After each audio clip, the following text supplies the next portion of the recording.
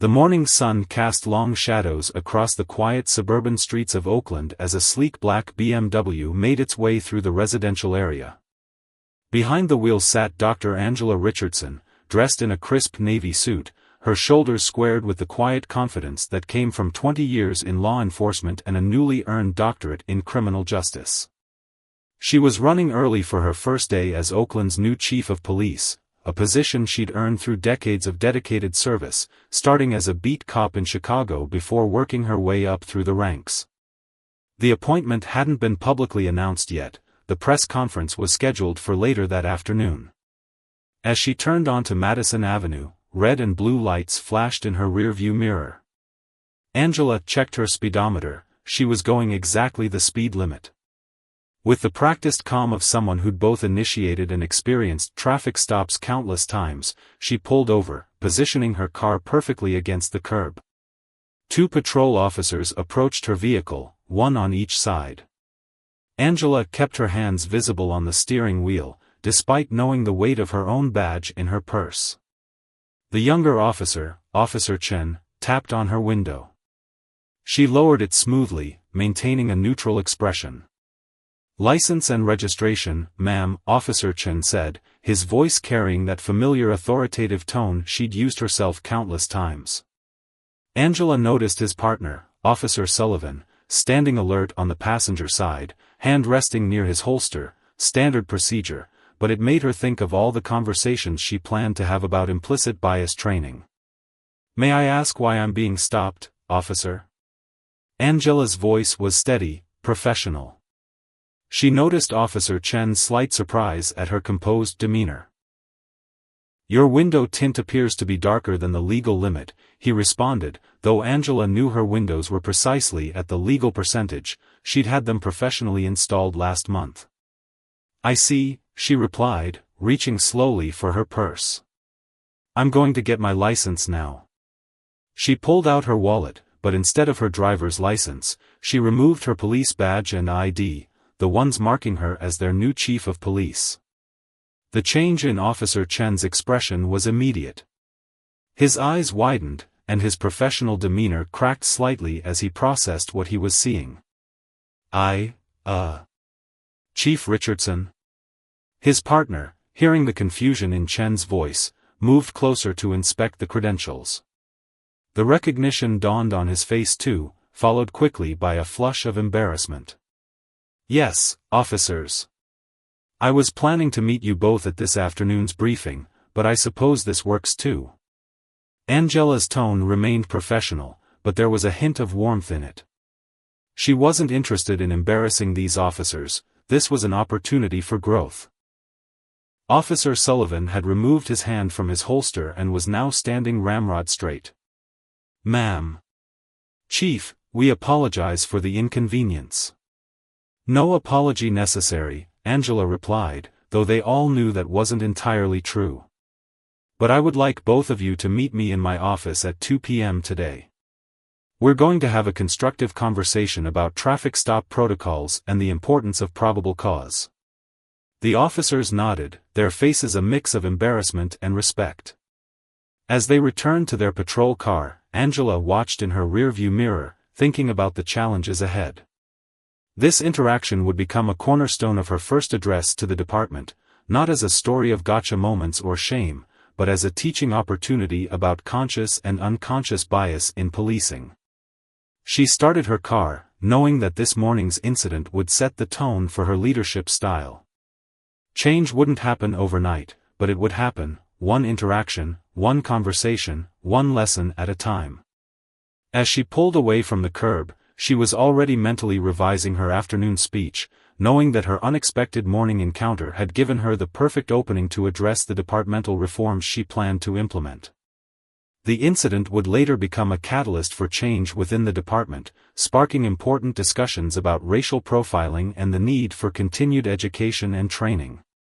But for now, Dr. Angela Richardson simply continued her drive to headquarters, ready to begin her first day as chief of police, a day that had already provided more teaching opportunities than she'd expected. The Oakland Police Department headquarters buzzed with activity as Dr. Richardson walked through the front doors at 8:15 a.m. The morning light filtered through the large windows, casting warm patches across the polished floor. Several officers and administrative staff did double takes as she passed, clearly not expecting to see their new chief arriving through the main entrance like any other employee. Lieutenant David Thompson, a 30-year veteran of the force, hurried down the stairs to greet her. "Chief Richardson, we weren't expecting you until the afternoon briefing. I was going to have an escort ready for your arrival." "I prefer to get an unfiltered view of operations, Lieutenant," Angela replied with a slight smile, thinking about her morning encounter. "And I've already had quite an interesting escort experience today." As they walked toward her office, Angela observed everything: the worn-out chairs in the waiting area where community members sat, the outdated bulletin boards covered with wanted posters and community announcements, the subtle tensions in how civilian staff and officers interacted. Every detail told a story about the department she was now leading. Her new office, recently vacated by the retiring Chief Williams, felt impersonal and stark. A few empty nail holes dotted the walls where personal photos had hung. The desk, solid oak and clearly decades old, had seen generations of police chiefs come and go. Angela set her briefcase down and immediately went to open the blinds, letting natural light flood the space. "Lieutenant, could you arrange for Officers Chen and Sullivan to come to my office at 2 p.m., she asked, noting how Thompson's eyebrows rose slightly at the request. "Of course, Chief. May I ask why?" "Let's just say we've already met," Angela replied, her tone professional but warm. "And it's given me some ideas for departmental improvements." Throughout the morning, Angela methodically reviewed personnel files and recent incident reports. The statistics painted a familiar picture, one she'd seen in departments across the country. Racial disparities in traffic stops, use of force incidents concentrated in certain neighborhoods, community complaints following predictable patterns. At 1:30 p.m., her assistant brought in a stack of papers requiring immediate attention. Among them was a draft of the press release announcing her appointment. Angela read it carefully, then began making edits. The original version focused on her being the first black female chief in the department's history. While significant, she wanted the emphasis on her qualifications, her vision for community-oriented policing, and her commitment to meaningful reform. The knock on her door at exactly 2 p.m. didn't surprise her. Officers tended to be punctual when summoned by the chief. Officers Chen and Sullivan entered, their postures stiff with anxiety. They'd clearly spent the morning wondering about this meeting. "Please, sit down," Angela gestured to the chairs in front of her desk. "I'd like to discuss this morning's traffic stop, but not for the reasons you might think." She watched as both officers shifted uncomfortably in their seats. Officer Chen's collar showed signs of nervous tugging, while Sullivan's fingers drummed silently against his leg. "First, I want to commend you both on your professional demeanor during the stop," she began, noting their surprise. "However, we need to discuss the initial reason for the stop itself. Officer Chen, would you please explain why you decided to pull me over?"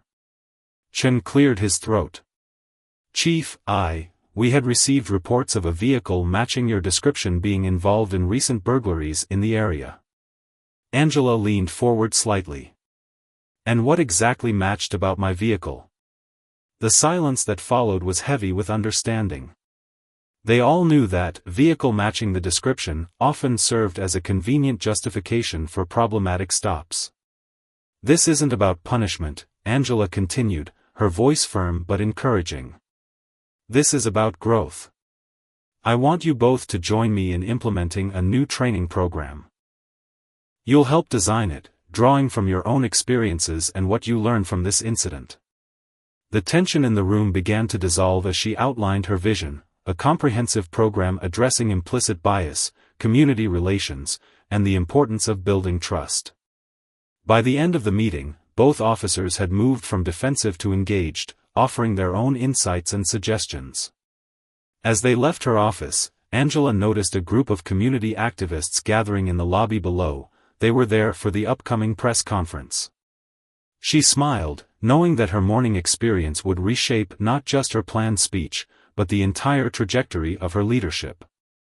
She pulled out her notebook and began jotting down key points for the press conference. This wouldn't be just another ceremonial appointment announcement. Instead, she would use this platform to launch a new era of transparency and accountability in the department. The morning's traffic stop wouldn't be mentioned directly, but its lessons would inform every policy and initiative she planned to implement. Looking out her office window at the city she'd sworn to protect and serve, Dr. Angela Richardson felt the weight of her new role, not just as a chief of police, but as a catalyst for change. The morning's incident had reminded her that real transformation often starts with uncomfortable moments and unexpected encounters. As she prepared for the press conference, she knew that her story would resonate far beyond Oakland, becoming part of a larger conversation about police reform, leadership, and the power of turning challenging moments into opportunities for growth. The department's press room was packed to capacity. Local news cameras lined the back wall, their red recording lights blinking steadily. Community leaders, activists, police officers, and city officials filled every available seat. The air buzzed with anticipation as Dr. Angela Richardson approached the podium, her morning's experience still fresh in her mind. Mayor Thompson had just finished his introductory remarks, highlighting Angela's impressive credentials, her 2 decades of service, her doctorate in criminal justice, her successful reform initiatives in Chicago. But as Angela stood at the podium, she set aside her prepared speech. Her morning encounter had given her something more valuable than carefully crafted talking points. "Good afternoon," she began, her voice clear and steady. "Today, I want to share a story about what happened on my way to work this morning." She noticed Officer Chen and Sullivan shifting in their seats at the back of the room, but continued with a reassuring smile. "Like many of you, I experienced a routine traffic stop. But this stop wasn't just about one interaction between officers and a citizen. It was a mirror reflecting both our challenges and our opportunities for growth." The room fell silent as she recounted the morning's events, carefully avoiding any details that might embarrass the officers involved. Instead, she focused on the larger implications, the assumptions we all carry, the importance of procedural justice, and the ongoing need for education and reform. "Change doesn't always arrive with grand announcements," she continued. "Sometimes it comes in small moments, in daily interactions, in the choices we make when no one is watching, or when we think no one is watching." As she spoke, Angela noticed Mrs. Washington, a prominent community activist, nodding in agreement. The elderly woman had spent decades fighting for police accountability, and her presence today felt particularly significant. "My vision for this department isn't about pointing fingers or assigning blame. It's about creating a culture of continuous learning and improvement. Starting next month, we'll be implementing new training programs designed by officers themselves, drawing from their real-world experiences and insights."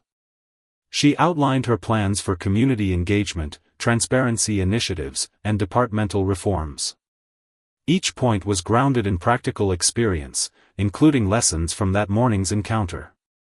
"We're also establishing a community advisory board with real oversight power," she announced, causing a stir among both officers and activists. "This board will include representatives from every neighborhood in our city, working directly with our officers to build understanding and trust." After the press conference, Angela found herself surrounded by a mix of officers and community members, all eager to share their thoughts and concerns. Mrs. Washington made her way through the crowd, her eyes bright with unshed tears. "Chief Richardson," the elderly activist said, grasping Angela's hands, "I've been attending these announcements for 40 years. This is the first time I've felt real hope." Later that evening, as the sun set over Oakland, Angela sat in her office reviewing the day's events. On her desk lay the morning's incident report. Officers Chen and Sullivan had insisted on filing it, documenting their stop with complete honesty.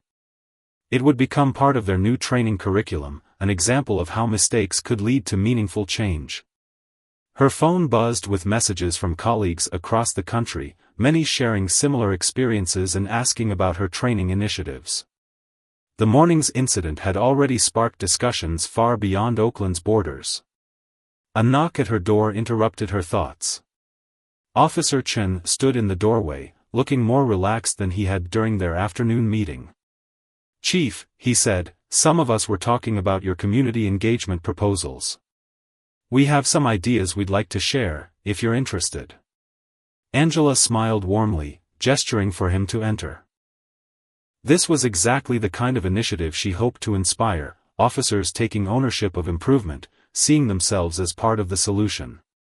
As they discussed his ideas, Angela noticed the city lights twinkling through her office window. Each light represented a home, a family, a part of the community they served. The morning's traffic stop could have been just another statistic, another example of what needed fixing. Instead, it had become a catalyst for real change. Over the following months, the story of Angela's first day would be told and retold, not as a gotcha moment, but as a turning point. Officers began approaching training with new enthusiasm, seeing it as an opportunity rather than a punishment. Community members reported feeling more heard and respected during police interactions. The changes weren't always easy. Some officers resisted the new initiatives, while some community members remained skeptical. But Angela's leadership style, firm yet compassionate, demanding yet understanding, gradually won over even the strongest critics. 1 year later, as she prepared for her anniversary as chief, Angela received a report showing significant improvements in community relations and a marked decrease in questionable stops. The training program she developed with officers Chen and Sullivan had been adopted by departments across the state. But perhaps the most meaningful change was reflected in the small, daily interactions between officers and citizens. The tension that had once characterized these encounters was being replaced by something else: mutual respect, understanding, and a shared commitment to community safety. Dr. Angela Richardson's story became more than just a viral moment or a cautionary tale. It became a blueprint for how one unexpected incident, handled with grace and wisdom, could transform an entire department. As she often reminded her officers, true leadership isn't about avoiding mistakes, it's about learning from them and helping others learn too. The black BMW still sat in her parking spot, its windows exactly at legal tint, a quiet reminder of where this journey began. But now, when Angela drove through Oakland streets, she saw more than just a city she needed to police. She saw a community learning to trust again, one interaction at a time. 18 months into her tenure as chief of police, Dr. Angela Richardson stood before a national law enforcement conference in Washington, D.C. The ballroom was filled with police chiefs, administrators, and policy makers from across the country. As she adjusted the microphone, her thoughts drifted back to that transformative traffic stop that had shaped her leadership approach. Real change, she began, her voice carrying across the hushed room, often comes from unexpected moments. The audience leaned forward, many having heard about the Oakland Police Department's remarkable transformation under her leadership. Just then, her phone buzzed quietly in her pocket, a message from Lieutenant Thompson back in Oakland. A situation was developing that would test everything they'd built over the past year and a half. A protest had erupted outside Oakland City Hall. The catalyst was a viral video showing an aggressive arrest in a neighboring city. Though it hadn't involved Oakland police, the incident had sparked wider concerns about police conduct. Now, hundreds of protesters faced off against a line of Oakland officers. Angela quickly wrapped up her speech and headed for the airport. During the flight home, she received updates from Thompson. Her officers were maintaining their composure, applying the de-escalation techniques that had become standard under her leadership. Officer Chen, now promoted to Community Relations Sergeant, was on the scene, engaging in dialogue with protest organizers. Landing in Oakland, Angela didn't head home to change. Still in her conference attire, she drove straight to City Hall. The scene that greeted her was tense but controlled. Her officers maintained a respectful distance from the protesters, their body language relaxed but alert, exactly as they'd been trained. She spotted Mrs. Washington among the protesters, the elderly activist now serving on the Community Advisory Board. Their eyes met, and a silent understanding passed between them. This was a moment to demonstrate how far they'd come. Angela approached the police line, signaling her officers to step aside. Without hesitation, she walked into the space between police and protesters. The crowd's angry chants gradually quieted as they recognized her. "I see your pain," she called out, her voice carrying across the plaza. "I see your anger." Instead, they captured something different, a police chief walking into the crowd, engaging in real dialogue, listening to concerns and frustrations. Sergeant Chen joined her, along with several other officers who'd been through her reform training program. They moved through the crowd, not as intimidating figures of authority, but as members of the community willing to listen and engage. As the sun set over City Hall, something remarkable happened. The protest transformed into an impromptu community forum. Officers and citizens sat together on the steps, sharing experiences and perspectives. Angela moved among them, facilitating discussions, ensuring every voice was heard. Later that night, in her office, Angela reviewed footage from the officers' body cameras. She saw something that brought tears to her eyes. During the height of the tension, one of her younger officers had helped an elderly protester find a place to sit and brought her water. It was exactly the kind of human connection she'd been working to instill. The next morning's headline surprised everyone: Oakland police set new standard for protest response. The story wasn't about confrontation or conflict, but about a department that had learned to bridge the gap between law enforcement and community. In the following weeks, Angela received calls from police departments nationwide, all wanting to know her secret. "There is no secret," she would tell them. "It's about turning every challenge into an opportunity for growth, every mistake into a lesson, every confrontation into a conversation." Her thoughts often returned to that morning traffic stop that had started it all. Officer Sullivan, now retired, had recently sent her a letter. He wrote about how that incident had changed not just his approach to policing, but his entire worldview. He was now teaching at the police academy, sharing his experience with new recruits. The Oakland Police Department's training program had become a model for others. Teams from other cities regularly visited to observe their methods. They saw officers practicing de-escalation techniques, engaging in community outreach, and participating in frank discussions about bias and privilege.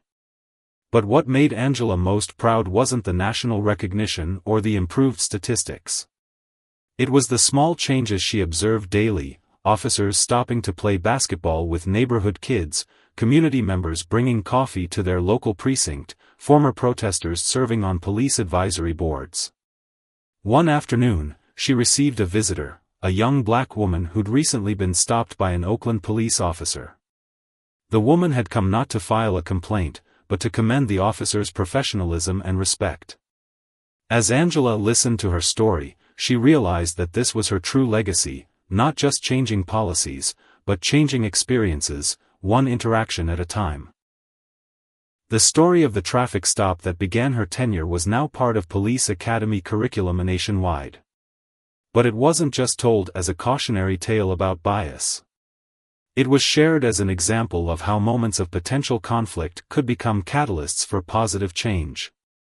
As she left the office that evening, Angela passed the wall of photos in the department lobby.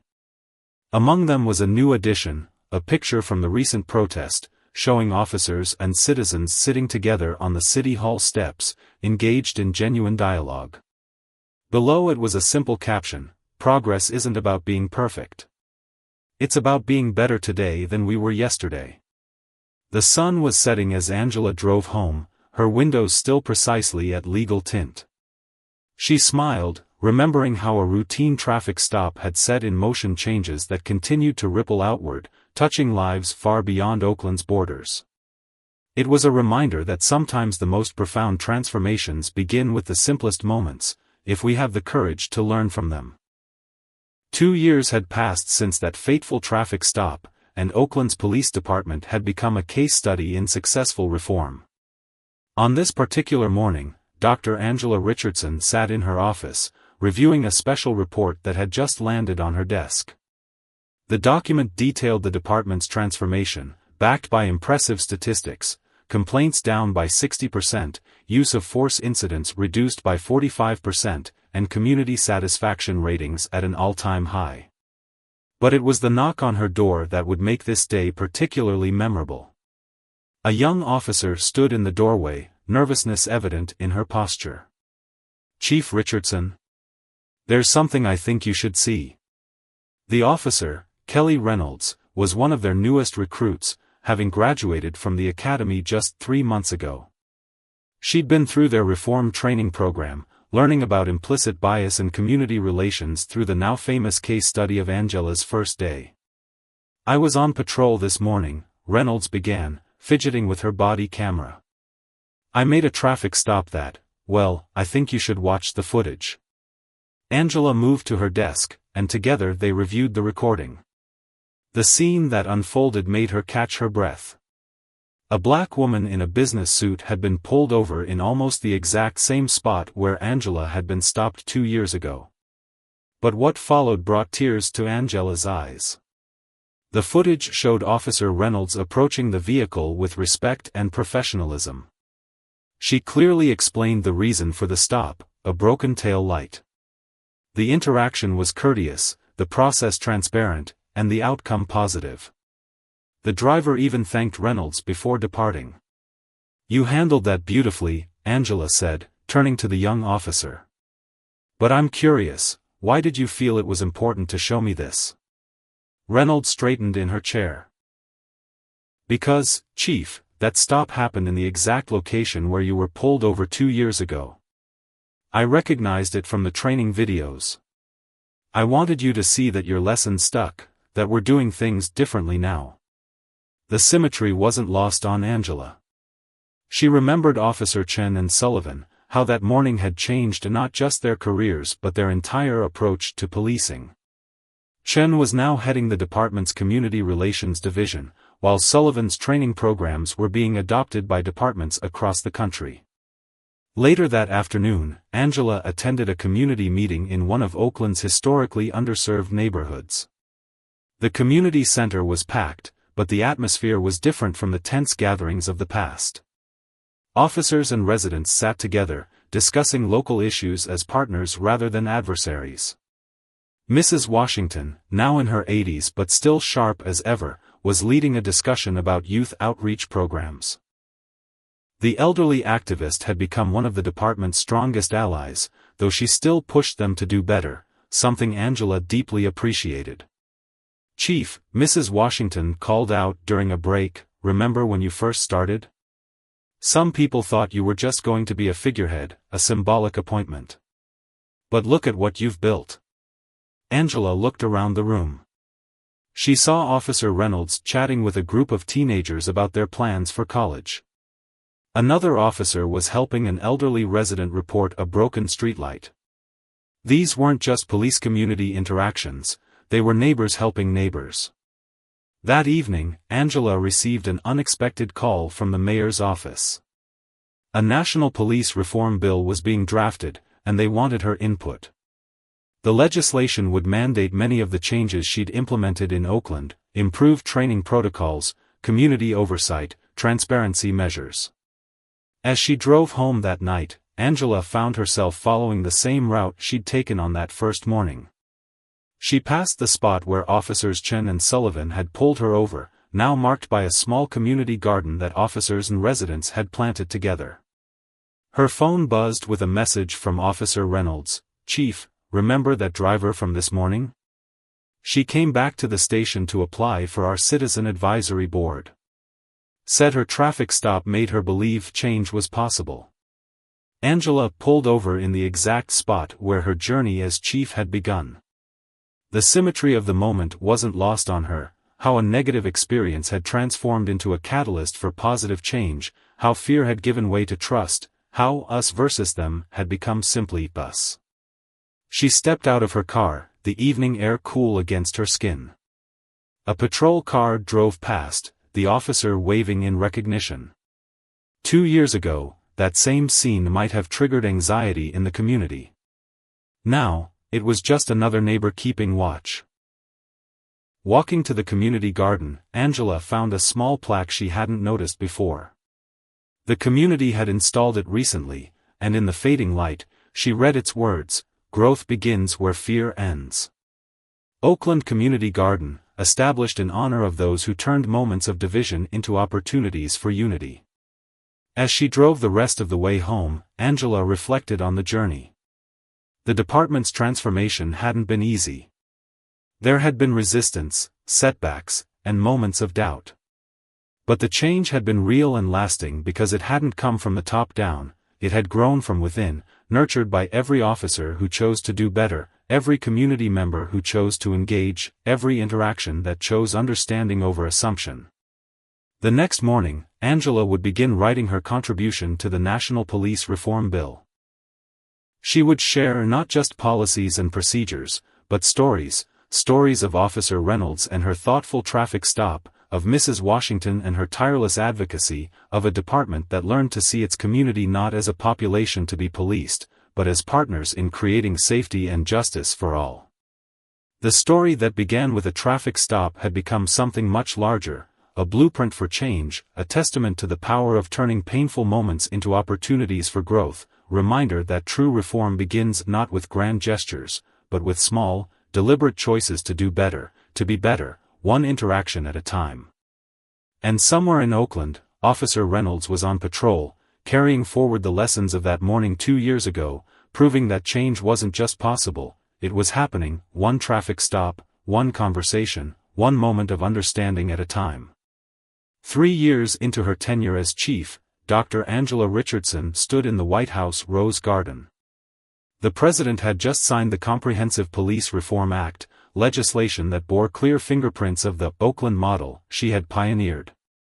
As cameras flashed and reporters called out questions, Angela's mind drifted to a letter she'd received that morning. It was from a young black girl in Minnesota who had seen Angela speak at a national conference. The girl wrote about wanting to become a police officer, but feeling scared because of everything she'd seen on the news. "But then I saw you," the letter read, "and I realized that change isn't just something we wish for, it's something we make happen." Back in Oakland, the department continued to evolve. The community garden where she'd once been pulled over had blossomed into a full-fledged community center. Officers regularly joined neighborhood kids for after-school programs, homework help, and mentoring sessions. The sight of police cars in certain neighborhoods no longer triggered anxiety, instead, they were often greeted with waves and friendly nods. One morning, Angela received an unexpected visitor. It was Officer Chen's daughter, now a freshman in college, working on a thesis about police reform. "Your traffic stop changed my dad," she said during their interview. "He came home that day different. He started talking to me about his work in a new way. It made me understand that being a good police officer isn't about power, it's about service." The interview was interrupted by an urgent call. A situation was developing at a local high school. Angela decided to respond personally, arriving to find Officer Reynolds already on scene. A student had brought a weapon to school, but instead of rushing in with force, the officers had created a peaceful dialogue. The young man, they discovered, had been bullied and felt scared. As Angela watched, Officer Reynolds spoke to the student with compassion and understanding. The situation ended not with an arrest, but with a commitment to help, connecting the student with counseling services and establishing an anti-bullying program that would involve both police and school resources. Later that week, Angela attended a retirement ceremony for Mrs. Washington. The elderly activist had spent her final years of service building bridges between police and community. During her speech, she held up a photo from that tense protest years ago. "Look how far we've come," she said, her voice strong despite her age. "We went from confrontation to conversation, from fear to partnership." The ceremony was attended by officers and community members alike, all sharing stories about how Mrs. Washington had influenced their perspectives. Officer Sullivan, now running the Police Academy's Community Relations program, spoke about how she had helped him understand the importance of seeing beyond the badge to the human impact of every interaction. That evening, Angela found herself driving through the city, reflecting on the changes she'd witnessed. She passed by familiar spots, the location of her famous traffic stop, now a thriving community center, the steps of City Hall where protest had transformed into dialogue, the neighborhoods where officers now walked their beats on a first-name basis with residents. Her phone buzzed with a text from Officer Reynolds. Another department had requested their training materials, making it the 100th agency to adopt elements of the Oakland model. The transformation that had begun with one traffic stop had rippled out far beyond city limits. Arriving home, Angela found an invitation on her desk. The National Police Chiefs Association wanted her to deliver the keynote address at their annual conference. The theme was Transforming Police Culture, from Power to Partnership. As she began drafting her speech, she thought about how to convey the most important lesson she'd learned, that real change happens not through policies alone, but through transformed hearts and minds. The next morning brought another full-circle moment. During her regular community walk, she encountered a young officer conducting a traffic stop. The officer was following all the protocols they'd established, being transparent, respectful, and professional. But what struck Angela most was the natural ease of the interaction. This wasn't forced compliance with new rules, it was a genuine demonstration of evolved police culture. Later that day, Angela received news that the department's latest community satisfaction survey had shown record-high approval ratings. But more meaningful than the numbers were the comments people had shared. "I feel seen. I feel heard. I feel safe, not just protected, but truly safe." As she prepared for an upcoming press conference about the department's continued success, Angela reviewed a photo album her staff had compiled. It traced the journey from that first morning's traffic stop to the present day, images of community meetings, training sessions, garden plantings, and countless moments of police-community connection. The final photo was particularly powerful. Officer Reynolds, Chen's daughter, now interning with the department, and the high school student from the earlier incident, all working together at the community center. It was a vivid illustration of how fear and division could transform into understanding and unity. That evening, as the sun set over Oakland, Angela visited the community garden one last time before heading home. A group of children was playing basketball with two officers, their laughter echoing across the court. An elderly resident was showing another officer where to plant new flowers. The garden had become more than just a symbol, it was a living testament to what could grow when fear was replaced with trust. As she watched this scene unfold, Angela received one final message for the day. It was from the girl who had written to her about wanting to become a police officer. She had just been accepted into the criminal justice program at her local university. "Your story showed me that change is possible," she wrote. "Now I want to be part of making it happen." Standing there in the growing dusk, Angela smiled. The journey that had begun with a traffic stop had grown into something far greater than she could have imagined. It had become a blueprint for transformation, a story of hope, and a reminder that even the most challenging moments could become catalysts for positive change. The next generation of officers would never know the old way of policing. They would inherit a system built on respect, understanding, and genuine community partnership. And somewhere in Oakland, every day, new stories of transformation were being written, one interaction, one conversation, one moment of understanding at a time.